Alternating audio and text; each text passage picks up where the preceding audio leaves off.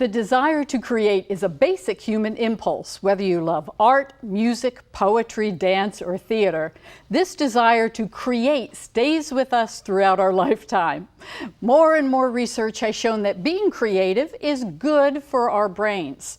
Here in Central Florida, Liz Kitchens has made it her mission to encourage creativity and help women discover their own colorful spirits. And we're a couple of colorful spirits here today. Aren't we just? Look how beautiful you are. And you know, your kind of thought is, be brave, lose the beige. And I think that's just the best. So tell us about your program. Well, Be Brave, Lose the Beige is a blog I write. I actually started in 2009, and it's targeted to reach people of my age. I call them lady boomers. Women of the baby boomer generation. And so I started out writing about issues facing us, including empty nest syndrome, as our children went off to college and then came home and then left and came home. And so increasingly I have started writing more about aging issues and how we can creatively age. Right. And you know, you've talked about this creativity making your brain better. And I mean, are there really kind of psychological studies or actual information that proves that? Such a good question.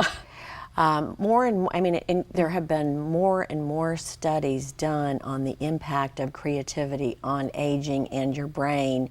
And it started back with a gerontologist, psychiatrist, Gene Cohen, who worked with George Washington University. And literally he found that creativity can reduce pain. Really? Can help with balance, so there are fewer falls.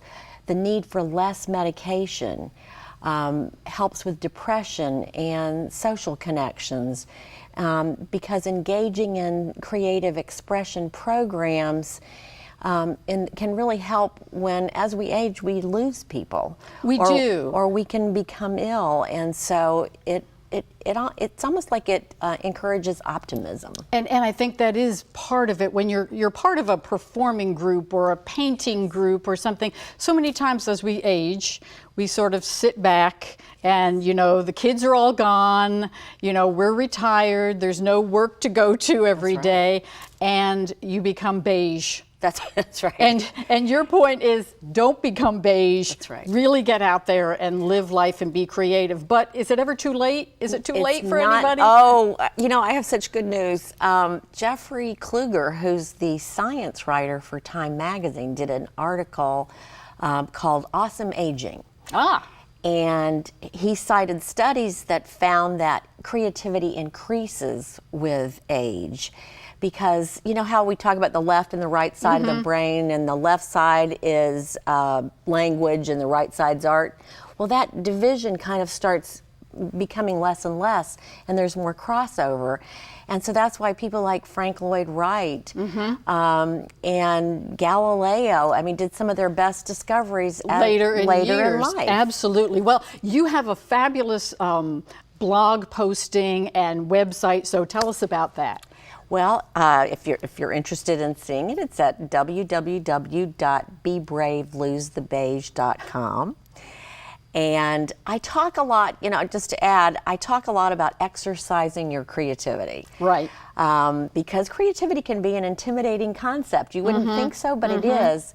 As people, you know, people get the concept of exercising their bodies, but not necessarily doing it for their brains. Well, it's an important subject. It's important for you because it's never too late. Liz is right. Jump in there and lose that beige. We're going to be definitely signing up for her newsletter, and we look forward to your tips on being more creative and more colorful. Yay! Thank you so much.